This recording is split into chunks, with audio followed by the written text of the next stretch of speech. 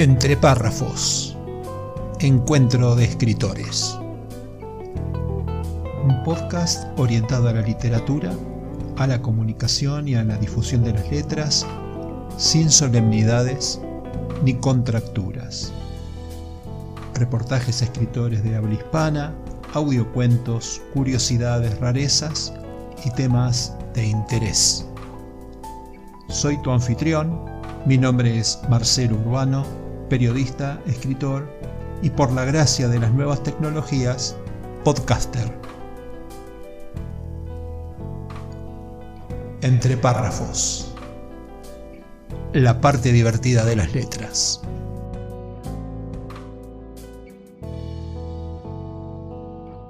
Hola, ¿qué tal? Bienvenidos a este nuevo episodio de Entre párrafos. Hoy nos encontramos con Mónica Wemrowitz, escritora argentina oriunda de Buenos Aires, pero patagónica por elección. Vive con su familia en Lago Puelo, provincia de Chubut. Mi entrevistada es traductora, correctora y autora de numerosos artículos sobre resolución de conflictos y relaciones internacionales en distintos periódicos y publicaciones académicas y periodísticas, tanto de Europa como de Latinoamérica. Entre otros, Tiempos de Paz, de España, Fare el Apache, de Italia, revista en línea del Centro Cultural de la Cooperación Argentina. Es coautora de diversas publicaciones, entre ellas la antología poética Rutas, Reflexiones de un árabe laico. Ha publicado los siguientes libros: Verdades camufladas, Mundos posibles, la posibilidad de lo imposible, que, si no entendí mal, está rumbo a la 3ª edición. Jamás esclavos, declarado de interés por la legislatura de la provincia de Chubut. Y Desvarío, un libro de historias cortas, pero además tiene 2 libros infantiles sobre los que después vamos a ahondar: El conejito azul, de Anita, y El árbol amigo. Como se darán cuenta, estamos en presencia de una interesante autora de nuestro país, con quien vamos a recorrer vida, obra y pensamiento. Hola Mónica, bienvenida a Entre párrafos, ¿cómo estás? Muy bien, ¿qué tal?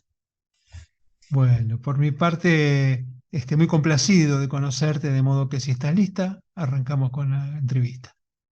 Lista y también complacida de ser partícipe de esta idea, de este proyecto que me parece muy interesante. Estuve escuchando varios autores y especialmente a los no argentinos. Ajá. La verdad que muy interesante esto de poder aunar a la patria grande también de esta manera con los que nos dedicamos a la escritura. Viste que hay como un factor común, es que al final todos remamos en la misma brea, ¿no? Los autores Así es. independientes. Bueno, Bueno, no todos lo piensan, pero sí. ¿cómo es vivir en Lago Puelo para una mujer intelectual como vos?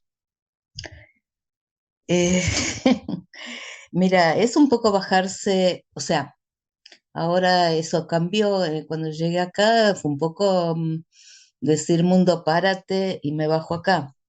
20 años atrás, yo llegué a Lago Pueblo cuando nació mi nieta mayor. Hoy, este año terminó la secundaria ya. Sé que 18 años acá. Y en realidad quien dijo mundo párate fue mi hijo, al que parí. No soy tan vieja, muy joven lo tuve y él también fue papá muy joven.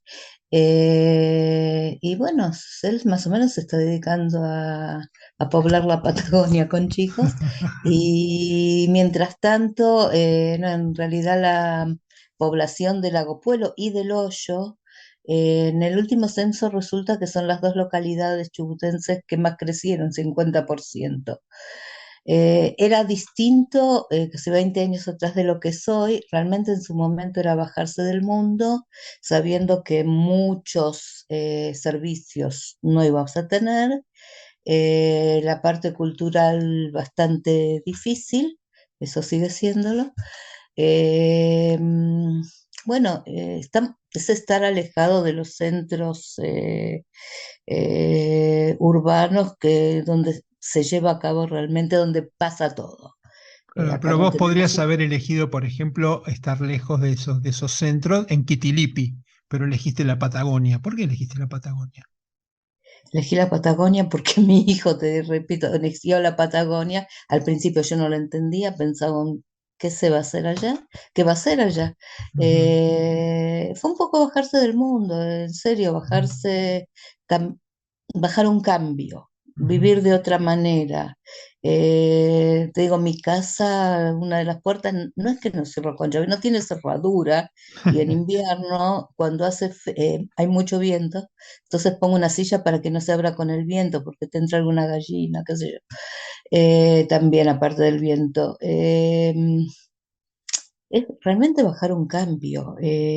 A mí a veces, especialmente en invierno, porque ahora la comarca andina se convirtió en un centro turístico y bueno, cambió en verano, pero en invierno fuera de temporada el silencio es apabullante, realmente me molesta ya. Por ahí un perro ladra a la noche, pero el silencio de la noche es terrible para mí. Sí, Eh, me imagino que que en la zona hay como una magia, ¿no? Yo pienso que ¿cuál será el beneficio, ¿no? En cuanto al tiempo que le dedicamos al oficio y a la libertad para crear estando en esa comarca. Mira, te voy a decir, yo vivo al pie del Currumaguida,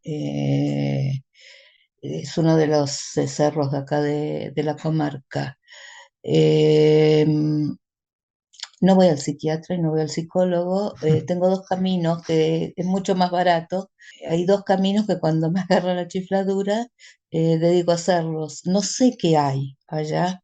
Yo soy la persona más escéptica que lo único que creo es en lo que veo, puedo medir, puedo pesar, pero hay un camino en la esquina de mi casa, el camino de la Lidia, que sube el cerro, y hay otro que es el bosque de las sombras.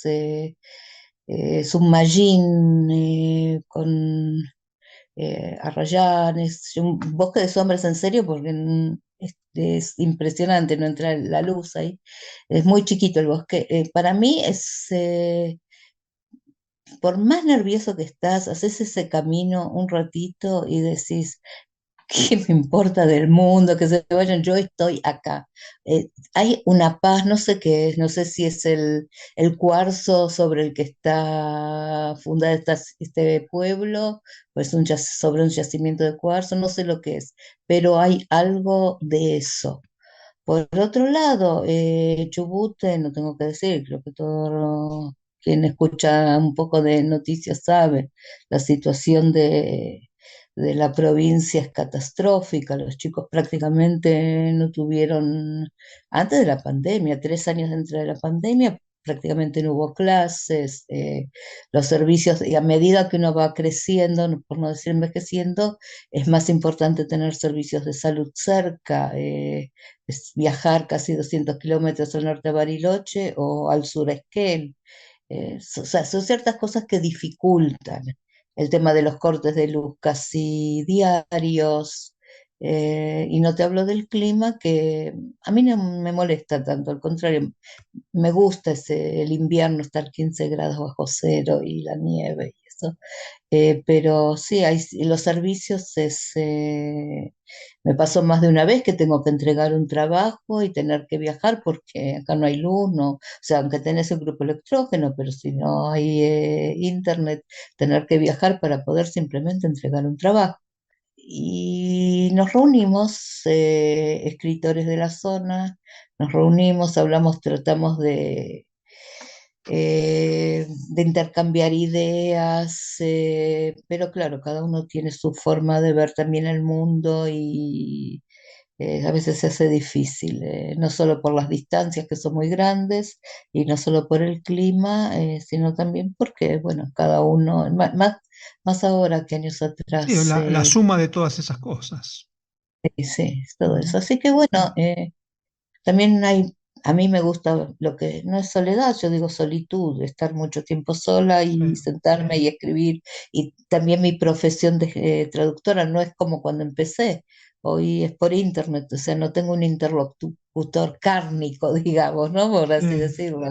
Eh, Clientes o gente con la que trabajo los conozco de forma virtual, ¿no? ¿Y cuál es tu Eh, formación de base, Mónica? mira, yo estudié Tengo una licenciatura en filosofía, un máster en filología, idiomas,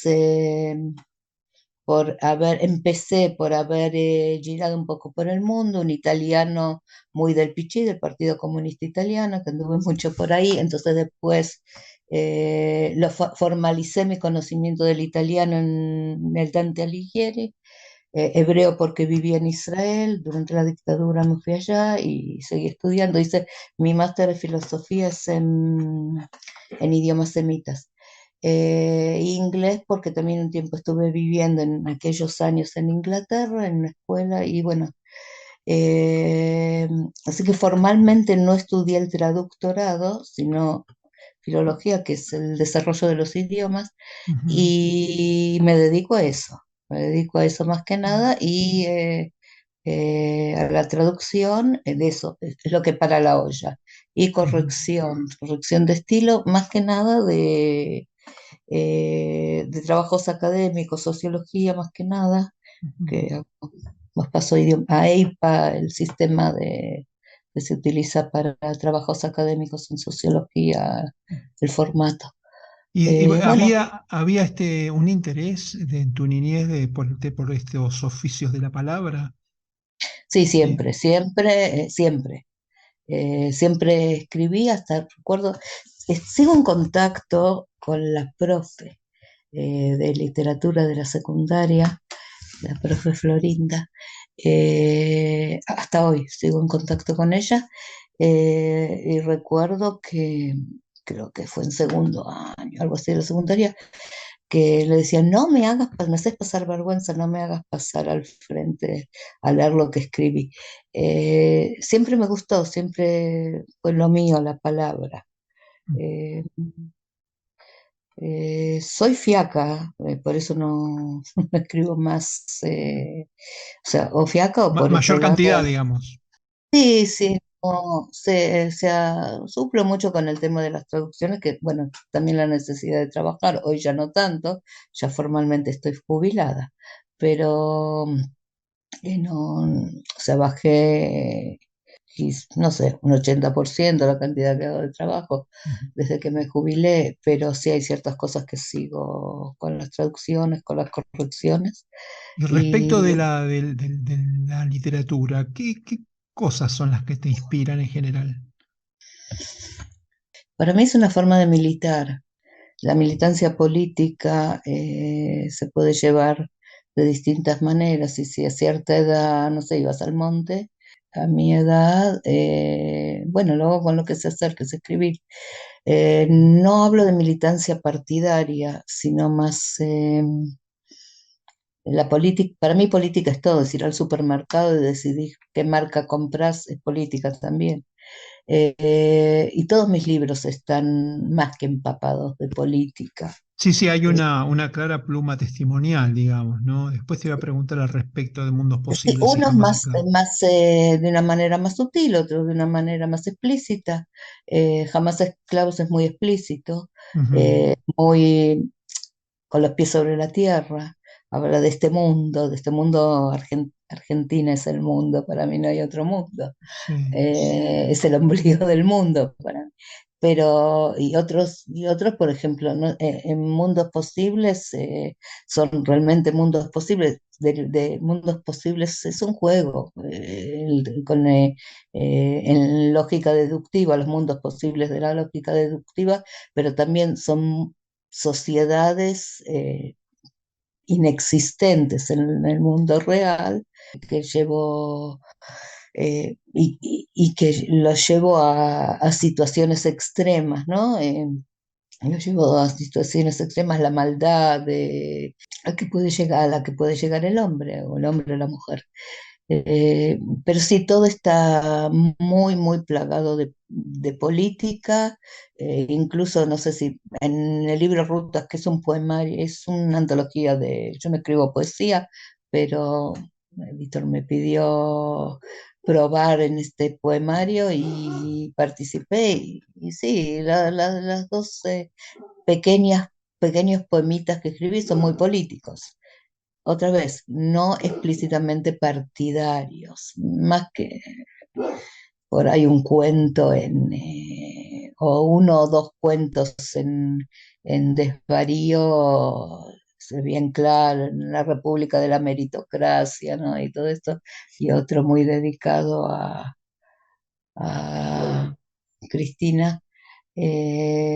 Por otro lado, bueno, cosas así, pero generalmente no soy explícita, pero trato de, con la palabra, de impactar tal vez a alguien, de que a Sí. alguien se le abra la cabeza hacia algo que no pensó. Ahí no Eh, me queda claro si la escritura de este testimonio que vos haces literario está impulsada por la preocupación o es más una declaración, ¿cómo decirlo? Una declaración, esto, lo que decimos, una declaración política hasta el supermercado.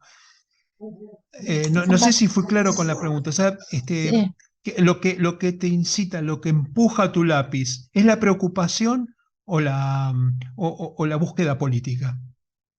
ambas cosas, y depende el día y depende la hora, porque por lo menos yo, no sé, me levanto a veces con el pie izquierdo y me voy a dormir con el pie derecho.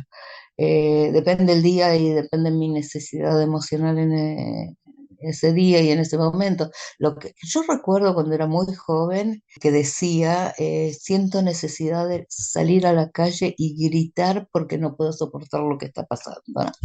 ¿Y por qué no todos salen a gritar conmigo? Hoy ese grito lo hago mediante el teclado, ¿no? No puede ser la pluma porque yo sé mucho que no escribo en Sí. papel, mediante el teclado. Y por otro lado, o sea, es mi necesidad de expresar lo que siento, pero también es la necesidad de impactar. O sea, va desde para mí misma, para calmar mi necesidad y también para impactar en alguien. Y estuve yendo el último año bastante, me invitaron a varias escuelas secundarias. En quinto año que están leyendo Jamás Esclavos. Hubo varias escuelas que después de eso también, no porque llegó del ministerio acá de Chubut, sino porque al profe de literatura le gustó, leyeron también Mundos Posibles. Y ahí realmente siento que tal vez hay chicos que no llegaron a formular ciertos pensamientos o cierto análisis de la realidad y por intermedio de lo que escribo sí pueden hacerlo. No sé, es una forma de tratar de impactar de alguna manera, pero Ujú. más que nada mi necesidad de expresar lo que siento. Sí, Eh, claramente, claramente. Bueno, esto viste que el pensamiento crítico no se enseña, se empuja. Entonces, ¿Viste? es como que a mí me parece que estos libros pueden estar ejerciendo ese poder de generarlo, ¿verdad? El pensamiento crítico, digo. Espero, espero. Cuando presenté la primera presentación de Jamás Esclavos fue en Buenos Aires, en el Centro Cultural de la Cooperación, pues. Y lo presentó Itay Ackman de Patria Grande, diputado, y Jorge Elbaum, es un periodista de izquierda, sociólogo periodista. Y lo primero que dijo Itay Ackman se nota, y que me encantó, que dijo, se nota que este libro lo escribió una militante política. O sea, o sea, yo nunca aspiré a un puesto político, no, o sea, soy militante ahora muy, simplemente de ser una más en las marchas, nada más en este momento. Ya hace muchos años de eso, que simplemente ser una más en las marchas. Pero me encantó que haya dicho eso, más allá de lo que dijeron que del rigor del libro en relación a las cuestiones históricas, que también eso para mí, no sé si para vos, porque creo que para cada uno de los que escribimos se encuentra otra satisfacción o otra manera de escribir. A mí me gusta mucho investigar, indagar Sí, sí, cuando estoy escribiendo. comparto. Mis libros son todos, todas mis novelas son ficción histórica. Así que Bueno, están basadas estrictamente en referencias históricas. Y Claro, yo lo que hago es micro, aprovecharme de ciertas oquedades de la historia como para meter mis personajes. Nada, pues claro, son recursos. exactamente, Son recursos. claro, Si te parece, hacemos la primera pausa y enseguidita por seguimos, favor. lo seguimos directamente desde acá. Así que bueno, No, eh, nos vamos entonces a la primera pausa para escuchar algunas curiosidades de la literatura y en un ratito estamos de vuelta. Entre párrafos, curiosidades, rarezas, misceláneas y datos inútiles pero literarios. El humor literario en Entre párrafos, la parte divertida de las letras. Seguimos con párrafos del libro de Roberto Alifano, El humor de Borges. En esta oportunidad, dos textos. El primero, La fina ironía de Gerchunov. Yo le conté ese chisme de Gerchunov y Mujica Lainez, me pregunta Borges una mañana. No, no lo recuerdo. Él se casó con Ana de Alvear. Entonces Gerchunov le dijo, bueno, supongo que usted firmará Dorenavant Mujica Alvear. Claro, como Lainez no es un apellido tan conocido y Alvear, desde luego que sí, Dorenavant, de ahora en adelante, dicho en francés, está muy bien, ya que parece una de las palabras usadas por el propio Mujica Lainez. Gerchunov debió haber sido un personaje interesante, ¿no? Sí, otra vez una señora le preguntó, ¿usted es judío? Y él le respondió, sí, señora, puedo poner en su mano la prueba fehaciente. Qué linda respuesta, ¿no? La prueba fehaciente, lejos de toda duda. Apariencias que engañan. Borges, que pertenecía a una familia tradicional, a una vieja familia argentina, solía burlarse de esa condición, no dándole ninguna importancia y hasta tomándolo con cierta ironía. Alguna vez me hizo este comentario, referido a dos amigas suyas que intentaban privilegiar esa condición. Susana Bombal me habló de la señora fulana de tal. Es un imbécil, le dije yo. Y ella me contestó, no, es una monada. Estás equivocado. Además pertenece a la familia fulano. Pero creo que yo tengo razón. Bueno, entonces yo me di cuenta de que en ese ambiente no importan demasiado los rasgos individuales. Lo importante es vivir en tal barrio, pertenecer a tal familia, tener tal apellido, es decir, no se juzga a la gente por su talento, por su inteligencia. Bueno, sin eufemismos, podríamos decir que es una forma avanzada de la estupidez de la fatuidad. Mariana Grondona, que es amiga mía, me dijo una vez que ella no se explicaba por qué Victorio Campo no la invitaba a su casa, ya que eran de la misma clase social. No entiendo por qué no me invita si pertenecemos a esa misma clase, decía. Yo le dije entonces, torpemente, que a Victoria no le interesaba el origen social, sino las personas. Parecía una cuestión gremialista lo que planteaba ella, un asunto metalúrgico. Qué disparate, ¿no? Pero hay personas así. El humor literario en Entre párrafos, la parte divertida de las letras.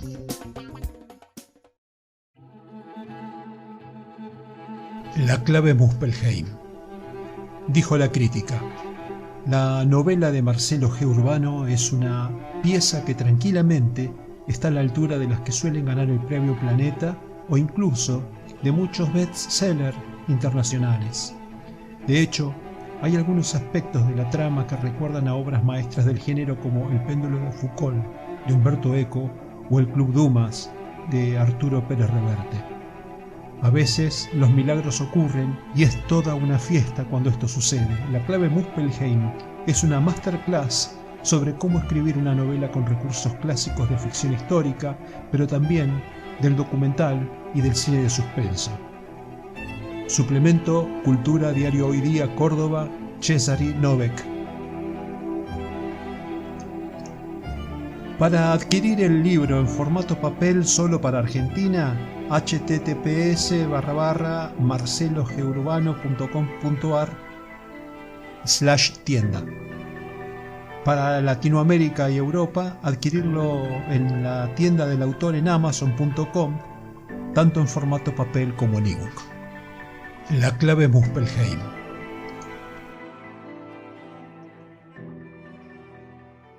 Estamos de regreso con nuestra invitada, Mónica Brenkrowitz, repasando su historia, su obra y su pensamiento. Y habíamos quedado, que nos había contado, cómo influía lo que yo llamo pluma, pero que ella dijo teclado, porque ahí eh, eh, em, para empujar las ideas y pensar que la política se reduce, no, o se reduce o se expande sobre las cosas más simples de todas.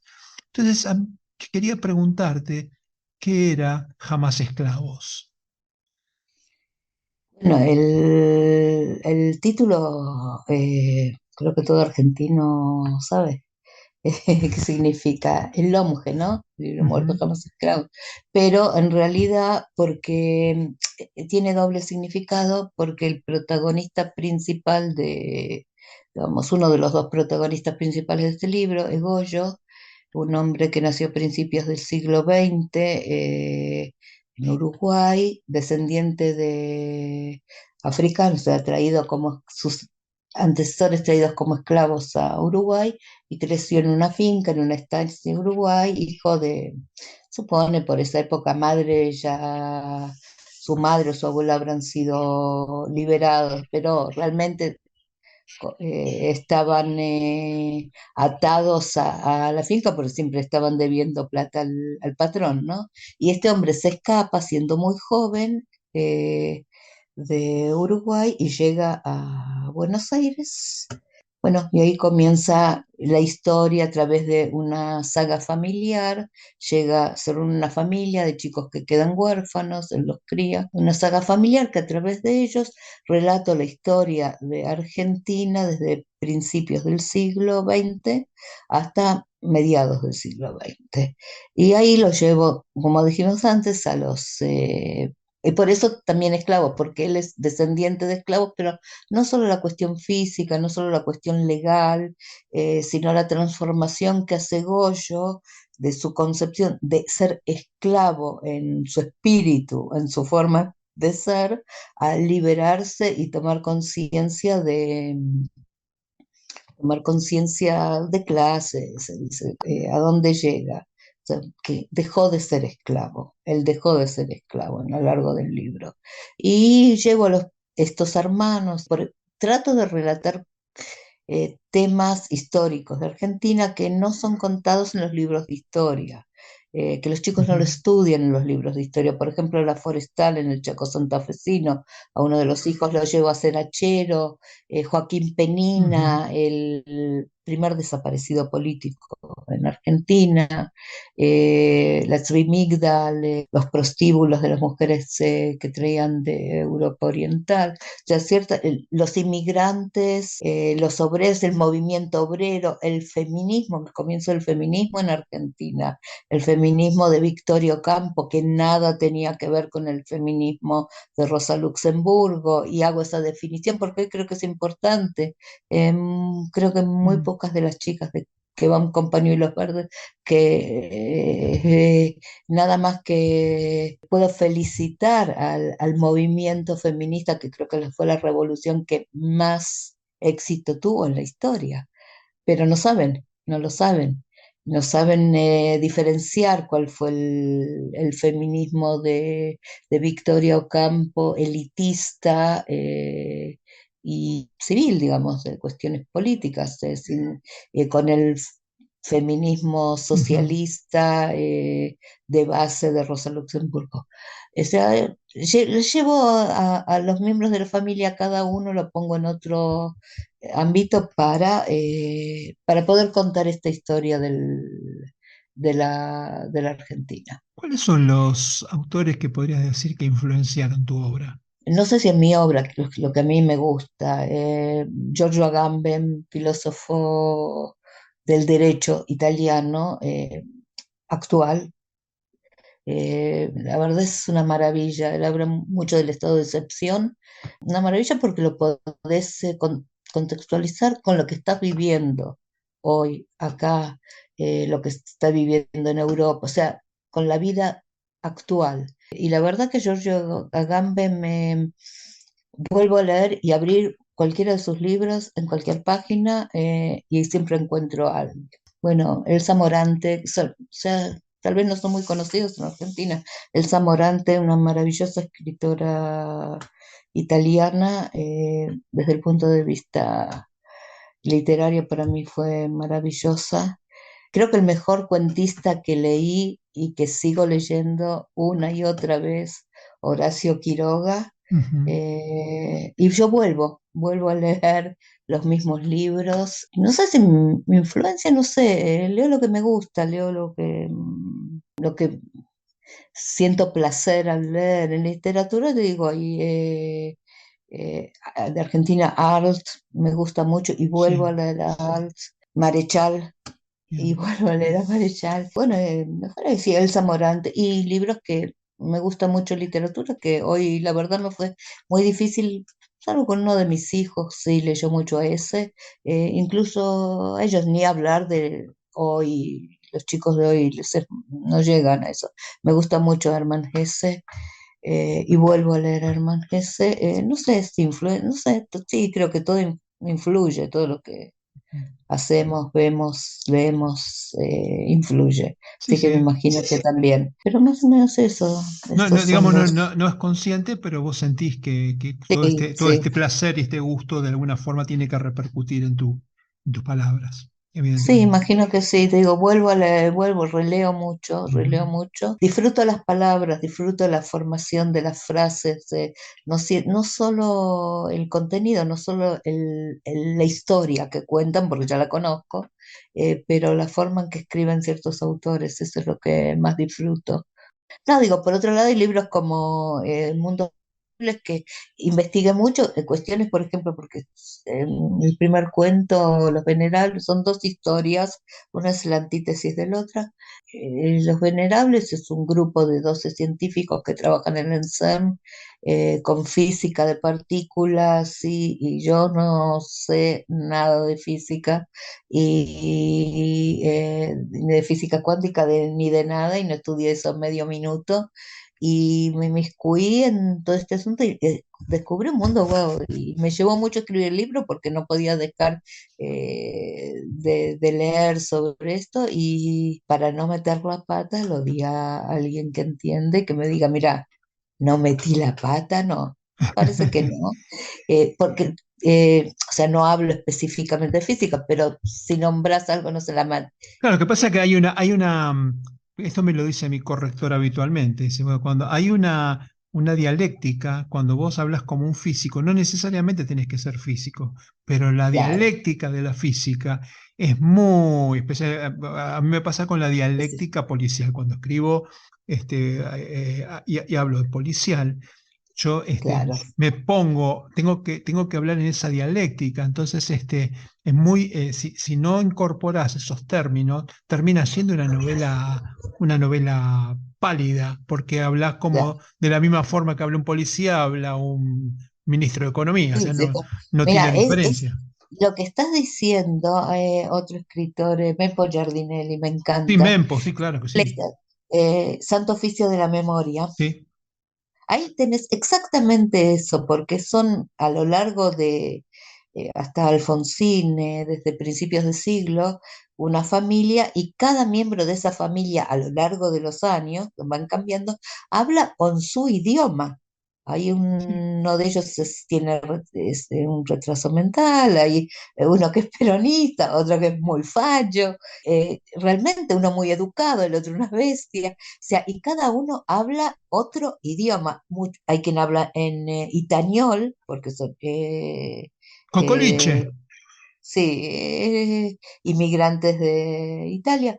Es maravilloso el libro, maravilloso cómo puede cambiar de una manera tan creíble. Ese es el tema, hacerlo creíble. Exacto. El tema, en Mundos Posibles, en Los Venerables, yo trabajo mucho con la muerte, instintivamente, la verdad no, o sea, no digo voy a hacerlo así, me sale, ¿qué lo voy a hacer? Pero en Mundos Posibles los únicos diálogos que hay en Los Venerables, diálogos realmente, son entre la última venerable que queda viva con su marido y su perra muerta. Ella dialoga, lo demás relata, pero dialoga solo con estos dos personajes muertos.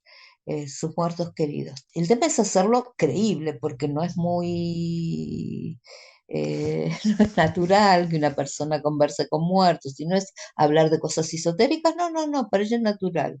El segunda historia de este libro se llama Peniel, comienza a relatar el personaje que relata, ella comienza a relatar su historia en el momento que la matan. El tema es hacer creíble eso. Lo que estoy escribiendo ahora realmente sí, son dos mujeres muertas Al que final después te hablan. voy a preguntar sobre el proyecto nuevo, así que Ok. Así que no sé por qué meto tanto a la muerte de esa manera, pero sí, me porque hay sale. hay una fascinación por todo lo desconocido. Después No sé, sí, lo bajamos como podemos, pero sí, no te puede ser. llama la atención, por ejemplo, la energía del universo, las personas que creen, no sé, para mí hay una fascinación ahí que me parece que es muy lindo explotar. Tenés que convertirlo Sí, en arte, porque si no, viste cualquiera. Este, sí, el tema es eh, que yo no creo, te digo, en nada, pero no creo en nada. no, está bien, pero si vos dialogás con la muerte, Sí, sí, a lo mejor algo crees y no te diste cuenta. puede ser, es Eh, muy probable, es muy probable. ¿Cómo fue el proceso de edición de tus libros? Yo vi que en algún momento Ah, saltaste de Editorial Milena Cacerola a Editorial Claravetter. ah, ah. Eh, uy. La verdad lo que yo busqué cuando salté fue el tema de la distribución, porque Ujú, la gente de Milena son divinos, divinos sí, realmente.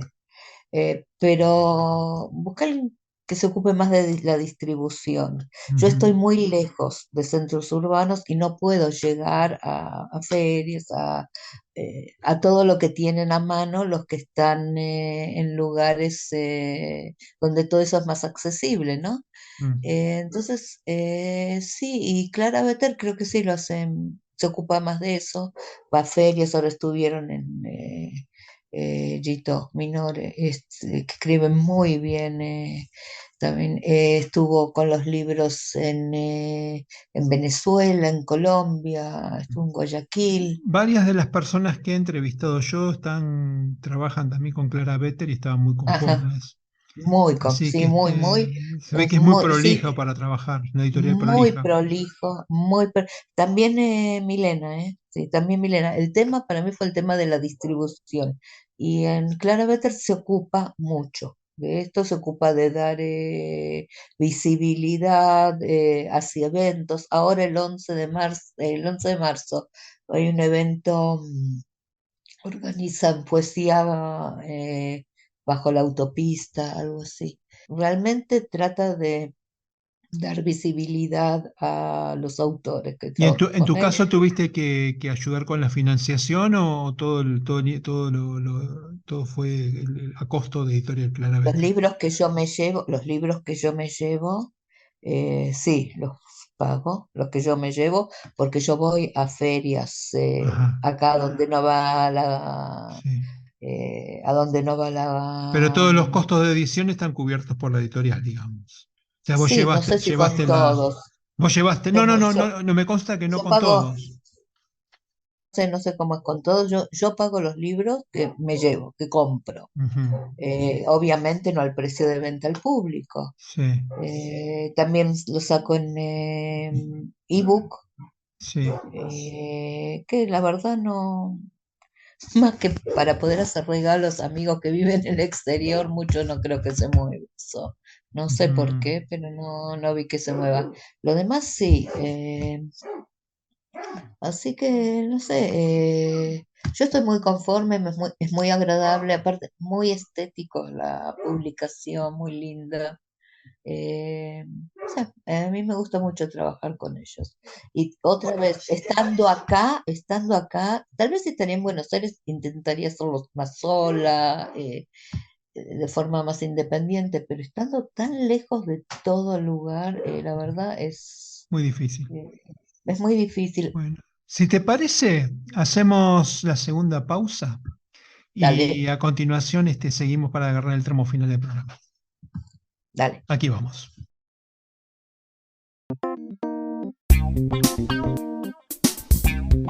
Entre párrafos, curiosidades, rarezas, misceláneas y datos inútiles pero literarios. Frases célebres en entre párrafos, la parte divertida de las letras. Julio Florencio Cortázar, escritor y traductor de la UNESCO, que vivió entre 1914 y 1985, tenía algunas reflexiones inspiradas, como esta que sigue. Nada está perdido si se tiene la valentía de decir que todo está perdido y hay que comenzar de nuevo. Virginia Woolf, escritora británica que vivió entre 1882 y 1941, fue una de las figuras del vanguardista modernismo anglosajón del siglo XX y del feminismo internacional. Fruto de su pensamiento más profundo es la siguiente frase: no hay necesidad de apurarse, no hay necesidad de brillar, no hay necesidad de ser nadie más que nosotros. Eric Arthur Blair, más conocido por el seudónimo de George Orwell, fue un novelista, periodista, ensayista y crítico británico nacido en la India en 1903 y fallecido en Londres en 1950. Sus novelas distópicas, Rebelión en la Granja en 1984, lo presentan como un lúcido observador de la realidad y del futuro. Nos dejó la siguiente reflexión simple y contundente: en tiempos de engaños, decir la verdad es un acto revolucionario. John Ronald Reuel Tolkien, a menudo citado como J.R.R. Tolkien, fue un escritor, poeta, filólogo, lingüista y profesor universitario británico, autor de la saga, como todos sabemos, del Señor de los Anillos. Tenía un especial pensamiento sobre la lealtad que refleja en sus escritos. Desleal es aquel que se despide cuando el camino se oscurece. Y la última frase de hoy pertenece a William Cuthbert Faulkner, escritor estadounidense, premio Nobel de Literatura, que vivió entre 1987 y 1962 y nos dejó la siguiente frase para la posteridad: no puedes nadar hacia nuevos horizontes hasta que tengas el coraje de perder de vista la costa. Frases célebres en entre párrafos, la parte divertida de las letras.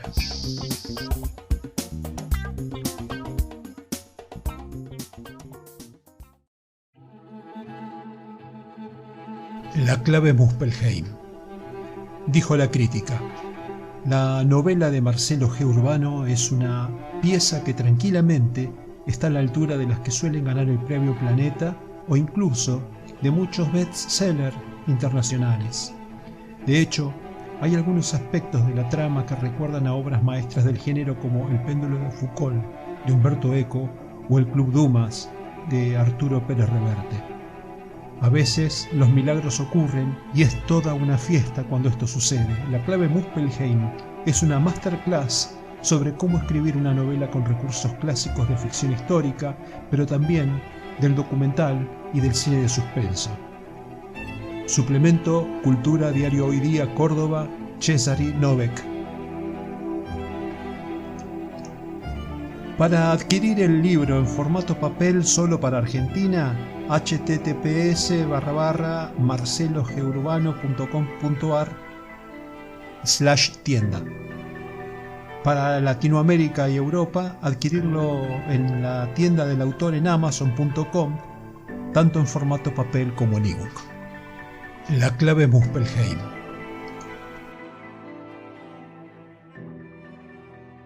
Estamos de regreso con nuestra invitada Mónica Webrovitz, con quien empezamos a recorrer el tramo final del episodio de hoy y habíamos dejado, medio interrumpidos por el límite de grabación, del salto de Editorial Milena a Editorial Clara Veteri, que tenía mucho que ver con el tema de la distribución, y vamos a empezar a hablar del tema de las ferias y los lanzamientos.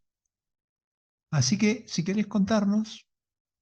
Sí, no, es conocida la Feria de Artesanos del Bolsón y hay varios escritores locales que de manera muy perseverante Va 3 veces a la semana, martes, jueves y sábados, y pasan todo el día ahí y se vende, especialmente durante la temporada turística, se vende. Lo que pasa que hay que tener, eh, hay que tener, Eso, perseverancia. sí, perseverancia y cuerpo con el clima de acá, el calor ahora en verano. Llegamos este año a 38 grados y medio. Que me diga Trump que no hay cambio climático, o sea, Sí, bueno, en la Patagonia, cuando en invierno tenemos 15 bajo cero, o sea, y las casas acá, nada está preparado para esto, para el calor. Yo la verdad me es difícil pasar todo el día sentada, aparte tengo que mi trabajo, la traducción, qué sé yo. Pero sí. sí, se vende y hay varios escritores que eh, imprimen sus propios libros en imprentas, qué sé yo. Bueno, eso, Eh, por ejemplo, es lo que hago yo. En Buenos Aires claro, es imposible tener una distribución como la que tiene Clara Vetter.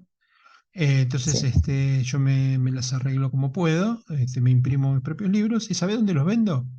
En las ferias de artesanos, en las ferias claro. municipales. Y bueno, Sí, yo ¿eh? voy a las ferias de libros más o menos cercanas. Ujú. Puyen, Trelew, no están cerca porque es en la costa de Chubut, Bariloche, o sea, en la zona, el Bolsón, en la zona más o menos, sí voy.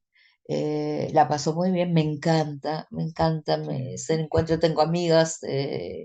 que llegan escritoras de otros lugares y se vende bien.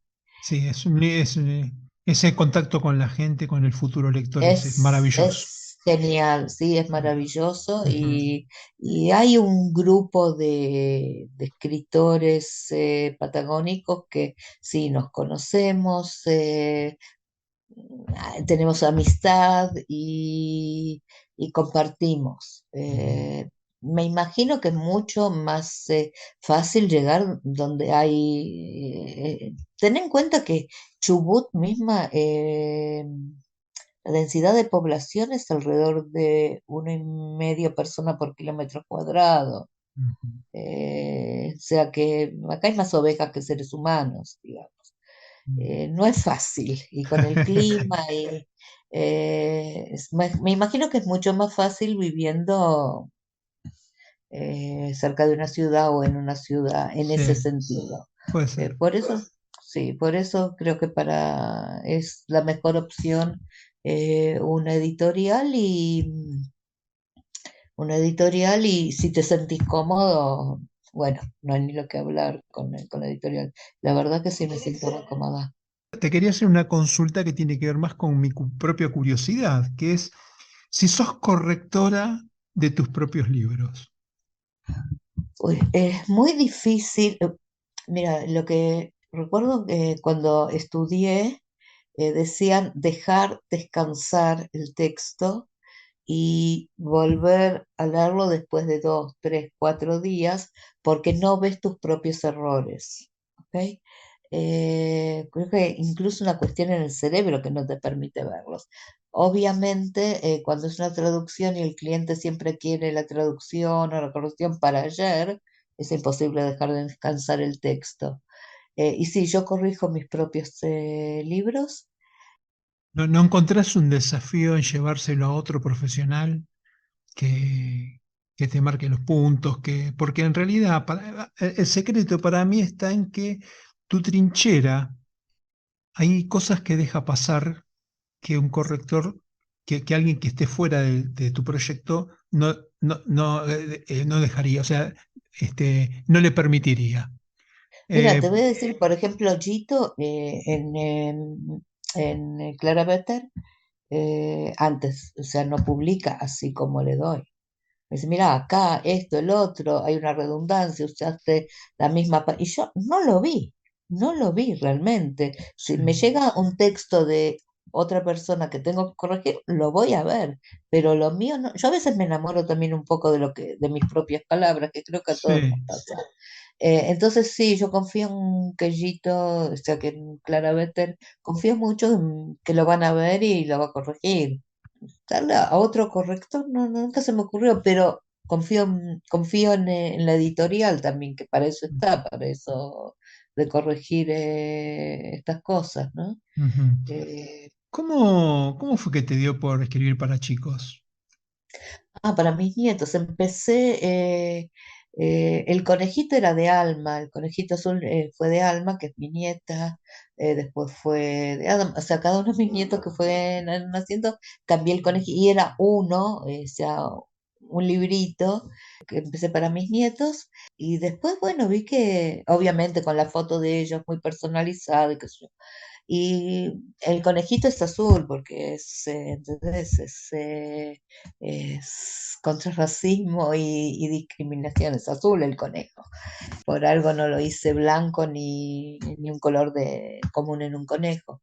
Y el del árbol amigo también es una cuestión de medio ambiente y todo eso que también pasó para todos mis nietos, pasó por este librito. Entonces, no sé, llegó un momento que están y veo cómo se venden los libros infantiles en la feria, los llevan como si fuera caramelos la gente. Dije, ¿por qué no hacerlos con un nombre de ninguno de mis nietos? Entregué así ahí a una editorial de acá, de Lago Puelo, Ediciones del Mañana lo sacó, que tienen una muy buena ilustradora. Ella hizo los dibujos, porque de mis nietos era cositas que yo bajaba dibujos del internet, porque no eran para vender, y bueno, entonces adapto lo que escribí en su momento para los chicos de una manera general, ¿no? Que se pueda vender. ¿Cómo haces el marketing y las redes sociales para promocionar tus libros? ¿Te ocupas vos No lo personalmente? hago, ¿No lo no, haces? no, no.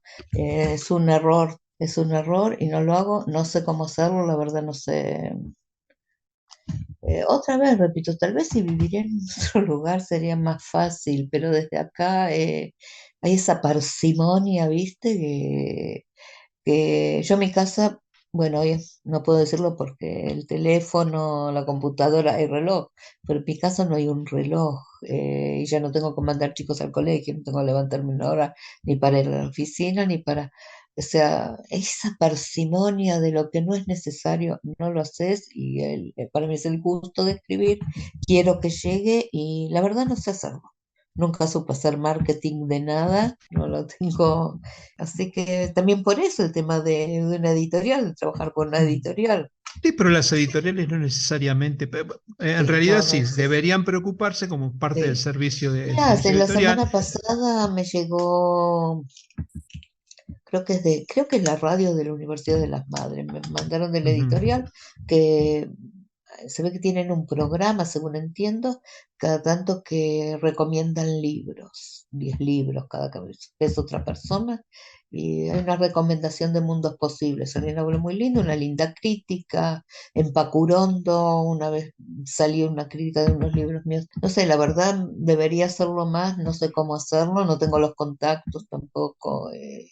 Me imagino que sería bueno estar en contacto con la sección de literatura de periódicos, de Sí, diarios, igual esa obviamente. es una batalla perdida. Anda que te demora en Sí. Clarín. No, ni voy ahí ni quiero, por favor, no, no, no, Bueno, no hay.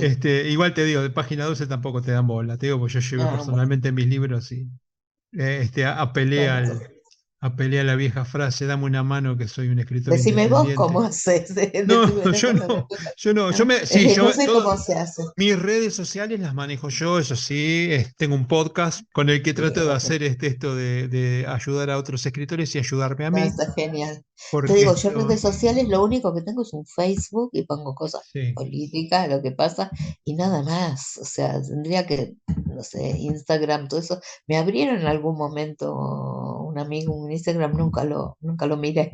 Sí, tendría que ocuparme un poco más de eso y Aparte es tal vez, entretenido, si te ocupás media horita por día, no parece sí, tanto y podría te ser, va qué sé yo. ayudando, porque lo que hace es darle distribución a tu pensamiento. Bueno, vos Sí, podés sí, hacer es un flyer claro. tranquilo con un pedacito de Es cualquiera de tus claro, libros, tus pero frases bueno, tuyas. Pero hay mucho para hacer. Hay mucho, hay que sí, es claro. aprovecharlo porque sí, las grandes editoriales se chupan todo. Sí, no, ni siquiera vos te dirigiste alguna vez a una editorial grande, yo Sí, no. pero no me dan pelota. Yo ahora Una estoy, vez ahora, con un libro me dirigí, Corregidor se llamaba, no es grande, ah, pero Pampín. Sí, Pampín, vive sí, todavía, no sé, no sé. Era, ya hace bastantes años de esto, me dirigí, fui ahí en Buenos Aires, fui, sí, llevé, y veo que todavía vivía Ricardo Ford, ¿te acordás? El hombre este de los chocolates, el sí, chocolatero. Y veo que tiene ahí todo lleno de libros con, no sé si era una biografía, no sé qué miércoles, y de este hombre.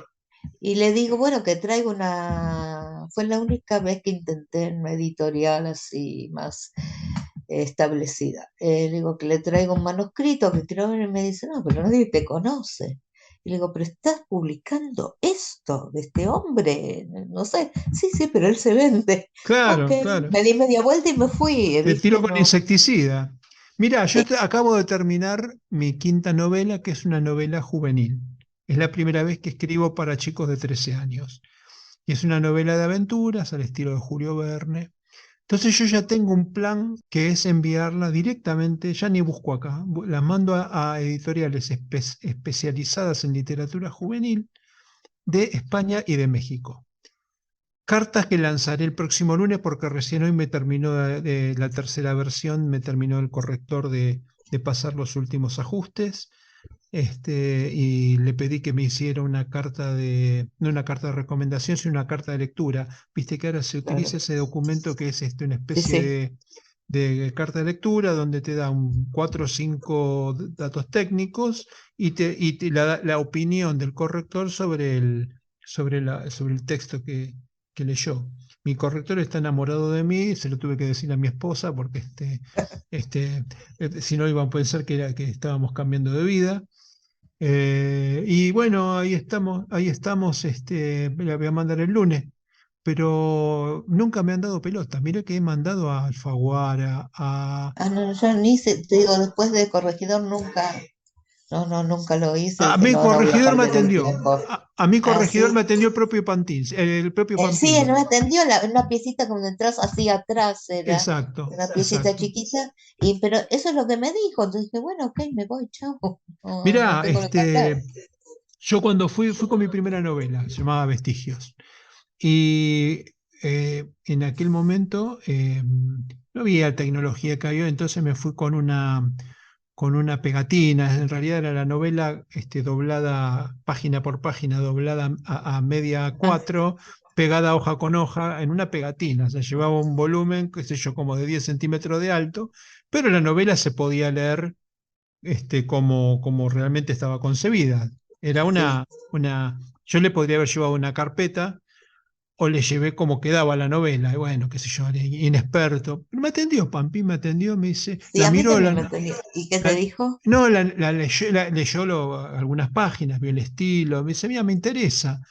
Era una novela histórica con un rasgo político de tiempos habla de un desaparecido en tiempos de la AAA, pero Ah, que no es desaparecido por pensamientos peronistas sino por pensamientos de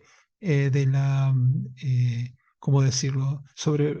Estaba buscando un brujo y resulta que apareció ah, López Rega y habla de la parte esotérica de López Rega, o sea que la ajá, búsqueda se confunde ahí un poco, como que el desaparecido estaba desaparecido por ser terrorista y en realidad estaba desaparecido por estar investigando cosas que no debía. Nada, se la llevé a este hombre, la miró así, me dijo, bueno, ¿cuánto podés poner? Me dice. Yo tenía mi familia, esposa, dos hijos, pagando la hipoteca de la casa, laburaba para vivir, tenía que laburar 14 horas por día, te imaginé, no tenía la plata. Entonces le dije, no tengo un sope. Bueno, juntate unos pesos y venite. Cuando vos vengas con unos pesos, digo, ¿cuánto necesito? Entonces era como decirte hoy, venite con $20.000. Y lo hacemos. me O estás sea, cargando. ¿entendés? ¿Para qué? No, $20.000 y cuántos libros te sacan, pero no importa que mil te saque, ejemplares, algo así, qué ¿te sé dan? yo, no me acuerdo, pero un montón una plata que era imposible de pagar. Entonces, bueno, viste, al final que terminé haciendo me puse una editorial. O sea, me constituí en editorial, hice mi propio libro, lo distribuí como pude, estuve en todas las grandes cadenas de libros porque le metí mucha garra Claro. Y bueno, la que no me gasté con Pampín me la gasté en las devoluciones. Me devolvieron un montón, pero bueno, pero me hice un poquito más conocido. Y bueno, lo que te quería decir es que nunca bajamos los brazos, que al final, No, no. que es lo La ideal. necesidad de escribir, la necesidad de Claro, escribir claro. sigue existiendo y la Mm, verdad yo lo disfruto, disfruto escribir, siento que me expreso escribiendo. Hay momentos estoy metida con la huerta en casa, ¿viste? Y veo que salen los tomatitos, ¡ay, qué maravilla! Pero hay momentos que sí, que necesito escribir y hay momentos que ni quiero ver la computadora, o sea, no me obligo. No me ah, obligo a escribir. También hay momentos que quedo muy involucrada en la investigación que estoy haciendo y por ahí paso 2, 3 meses con un tema y que lo escribo media frase sobre ese tema, pero me apasionó conocerlo, entonces claro. busco más y no va a estar reflejado realmente en el libro. Al principio me dijiste que estabas trabajando en un nuevo proyecto. ¿Me querés contar un poquito de eso que estás haciendo? Sí. ¿Sabes quién fue Mika Feldman de Chevere? Ella fue una mujer que nació en Moisés Ville, principio del siglo XX, creo que en 1911. Fue odontóloga y con su marido llegaron a Esquel durante la gran matanza para apoyar al peonaje que estaba siendo avasallado por Falcón y todo esto. Estuvo viviendo un tiempo acá ayudando y se fueron a España en la guerra civil. Él muere, obviamente en el ejército republicano. Él muere y ella llegó al grado fue la única mujer que llegó al grado de capitana. Milena Cacerola sacó un libro que creo que fue incluso bestseller y si no me equivoco una película sobre Mica que se llama Mi guerra en España. La hago a Mica, esta mujer, en nuestros días, porque en algún momento se entiende que ya pasó la pandemia, la encuentro charlando en una casona en Buenos Aires. Bueno, está hablando con otras dos mujeres que muertas. Una murió joven durante la dictadura, fue una detenida desaparecida, y otra que había muerto 5 años antes y están en la casa de esta que murió 5 años antes.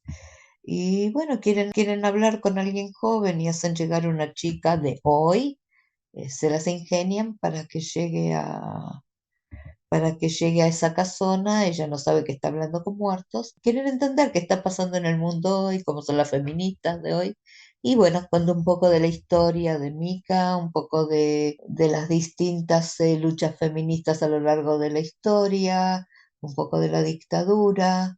Bueno, en eso estoy, en eso estoy. ¿Y qué estás promediándolo? ¿Estás en el comienzo, sobre el final? Yo creo que pasé la mitad, todavía no sé no sé a vos cómo se pasa, yo no, cuando empiezo a escribir algo no sé para dónde va a ir.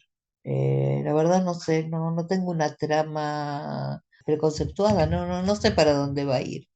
Yo, al principio, las primeras tres novelas mías hice eso. Que Dejé que fluya. tenía una idea, claro, que fluya, sabía dónde iba, pero dejé que el camino lo eligieran los personajes. Pero en la cuarta, la clave Muspelheim, hice una especie de escaleta y fue fantástico, no sabes Ayuda. cómo fluyó Claro, porque vos decís, bueno, yo no sé qué voy a poner exactamente en el capítulo 4, pero yo lo que sé es que en algún momento el personaje va a hacer esto, se va a pelear contra los personajes que lo van a... O sea, y me hice como una escaleta, y la verdad que fue ¿Y sabías cuál es fantástico. el final? Y Como siempre es yo el eso final. nunca sé, nunca Siempre es sé. el final, y lo escribo, en general lo escribo. Sabes que me hace muy feliz porque el tema es así, el tema vos escribís el final y a lo mejor no tenés el comienzo, pero vos sabés hacia dónde se dirige la Sí, eso novela. siempre sé, A mí eso me sé pasó, cuál es el mensaje que quiero transmitir. Eso sé desde el principio al final, pero no sé qué les va a pasar durante todo ese trayecto y cómo lo termino, no, nunca sé. mira, yo tengo un viejo proyecto que es un libro que se llama que ya lo estoy terminando, ¿no? Que se llama La vida a Ajá, medias. Y es una comedia literaria. ok. Literalmente, es un libro escrito con personajes que se ríen de sí mismos y donde todo es exagerado y delirante. Pero yo tenía claras dos cosas, ¿no? ¿Qué quería hacer con el libro? Yo quería contar una historia que fuera delirante, divertida, atrapante y profunda. Y después, ¿de qué quería hablar? Yo quería hablar de la convivencia, del amor y de la sexualidad. Con todos esos ingredientes, ¿querés creer que lo que primero que escribí? Bueno, primero detallé los personajes, ¿no? Digamos, yo sabía quiénes eran los personajes, eran un matrimonio, un padre separado con una nena, una chica que va a vivir con este padre, que no te puedo adelantar más nada, y con todos estos condimentos que te conté, lo primero que escribí fue el Ah, final, porque tenía clarito al padre hablando con la hija y charlando sobre el desenlace, porque al final de lo que estaban hablando era de convivencia, de sexualidad y de amor. Entonces, se me hizo, casi te diría, un placer escribirlo. Yo voy por, qué sé yo, voy por el capítulo 9 y calculo que un par de capítulos más. Y ya escribí 60.000 palabras. Y te digo porque me lo dice sí, el claro. Word, ¿no? Entonces, más o menos 60.000 palabras y calculo que con 65, 70.000 palabras lo liquido.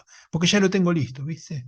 Pero quiero que sepas que lo primero que escribí fue el No, final. eso nunca me Una cosa de pasó. loco. Lo que sí, los personajes los tengo bien delineados, quiénes son. Incluso tengo escrito y lo borro recién cuando termino el libro, la fecha que nacieron, cuando le pasó tal cosa,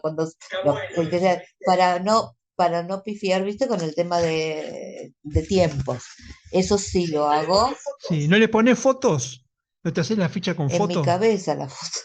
Por eso, ¿viste? Es lo mismo que me pasa cuando lees un libro y después está la película. Vas a ver la película, es una decepción tremenda Una porque no es decepción, la claro, te iba a persona decir que vos te eso. imaginaste, no se lo ve igual, o sea, sí, en mi cabeza lo hago. Fotos con Jamás Esclavos, vi incluso videitos de cómo era Buenos Aires en los años 30 en los años 20 en los años 40 la ropa que usaban, busqué cómo se veía la ciudad, cómo se vestían. Quise inmiscuirme en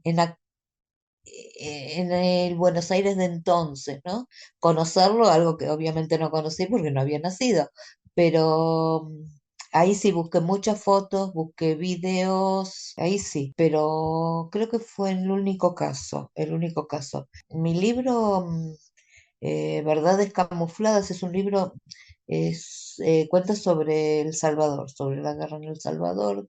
Es una voluntaria que acompaña al FMLN en la guerra, al ejército revolucionario en la guerra. Y bueno, eso, ahí lo que quise transmitir fueron vivencias mías en El Salvador, transmitir lo que fue la teología de la liberación, más que nada eso. O sea, no tuve necesidad de buscar porque transmití cosas que yo había vivido.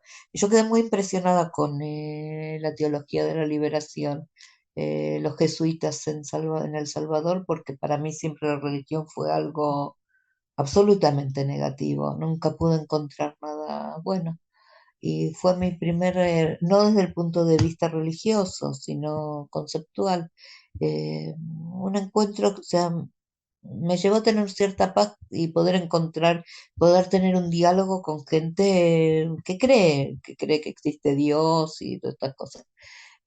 Cuando conocí a la gente de la teología, entonces ahí fue otra cosa, ese libro. ¿Dónde se consiguen tus libros, Mónica? O personalmente a mí, en muchas librerías en Buenos Aires, todas las que distribuye Milena, Clara Better, o en el catálogo de Clara Better, directamente con Mónica. Ahora después te voy a pedir si tenés ganas que me des la forma de comunicarse con vos para los que quieren, los que estén cerca y tengan ganas de leer tus libros. Yo en el próximo programa voy a leer unos textos Buenísimo. tuyos, Supongo yo que la gente se va a copar, así como me he copado yo leyéndolos por así por encima, porque tenés una pluma más que Me interesante, alegro que un lo ves, teclado más que un interesante, digo. teclado, sí, un teclado. Otra cosa, no sé, te Eh, quería preguntar con el tema de los nombres de los personajes. sí, eh, O sea, para mí son importantes. Yo les doy mucha importancia al nombre de mis personajes y en ciertas situaciones, sí. algunos tienen un sentido muy, muy claro. No sé, por ejemplo, en Mundos Posibles, hay uno de los científicos que es japonés, se llama Dai Tanato. Tanato suena japonés, pero en realidad es Thanatos y él mataba gente, ¿no?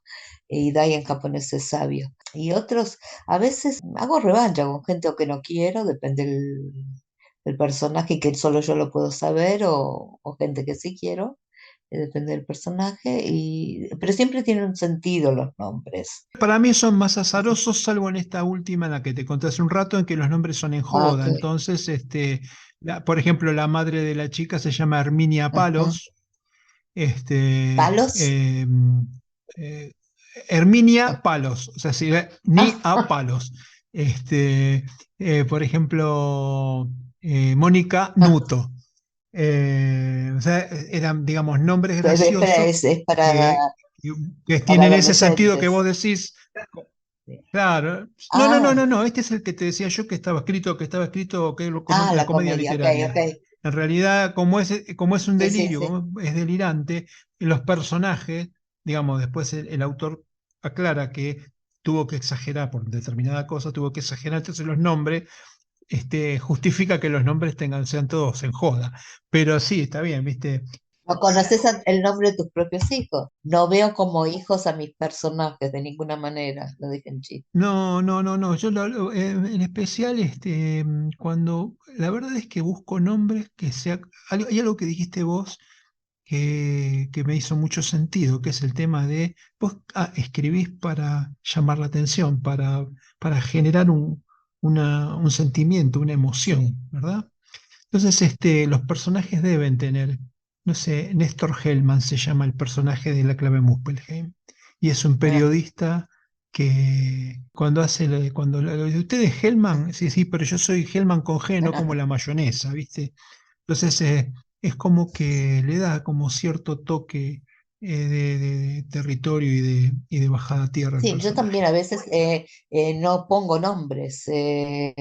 Por ejemplo, en Jamás Esclavos nadie tiene apellidos porque una de las ideas es que termina en los años 50 es la creación de esa argentinidad y cada uno de los personajes en el libro viene de otra ascendencia, de otro ámbito, que sean todos argentinos, o sea, no hay apellidos ahí, o la muerta en Penny, el que habla no tiene nombre directamente. O sea, para mí el nombre sí es importante, el nombre o la falta de nombre. ¿Quieres recordarle a los oyentes cómo se contactan con vos? Redes sociales, sitio web. Mira, por mi nombre directamente, claro, es No, yo lo voy a difícil escribir, no te hagas de... problema que yo lo voy a escribir en la nota. Ok, por mi nombre encuentran en Facebook, me pueden mandar por Messenger, contactar por Messenger, o a mi correo electrónico es monica.wengro, wengro, @gmail.com. También dos de mis libros están tanto en papel como en ebook en el catálogo de Clara Vetter, en gran parte de las librerías de Buenos Aires, bueno, y algunas de acá, de Bariloche, de la zona también, de mi zona también, no sé, en otros lugares del país. Bueno, pero siempre se pueden contactar conmigo. Bueno, Mónica, ha sido un verdadero placer charlar contigo. No, Me para ha mí quedado chiquito el también. programa, tengo ganas de seguir preguntándote cosas. No te pregunté cómo te gustaría que te recuerden, pero viste, las limitantes de la tecnología me están corriendo. Oh, muy fácil, muy ¿Cómo te fácil. gustaría? Voy a estar muerta, ¿qué me importa si me recuerdan o no? Bueno, está bien. Bueno, Moni, ha sido un verdadero placer conocerte. Quedamos en contacto. Para mí también.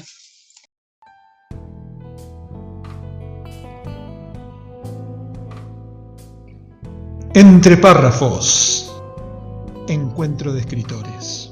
un podcast orientado a la literatura, a la comunicación y a la difusión de las letras, sin solemnidades ni contracturas. Reportajes escritores de habla hispana, audiocuentos, curiosidades, rarezas y temas de interés. Miércoles y jueves disponible en mi web o en tu plataforma de podcast preferida.